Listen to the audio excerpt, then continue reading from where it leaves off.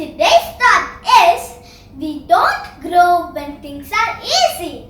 We grow when we face challenges. I repeat, we don't grow when things are easy. We grow when we face challenges.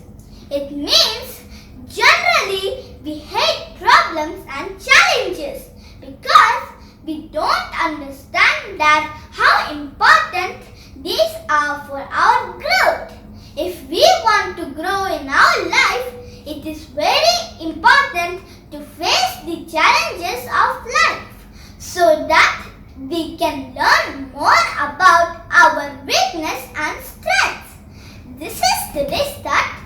Thank you for watching this video. Please like, share and subscribe to my channel for more videos. Bye. Have a nice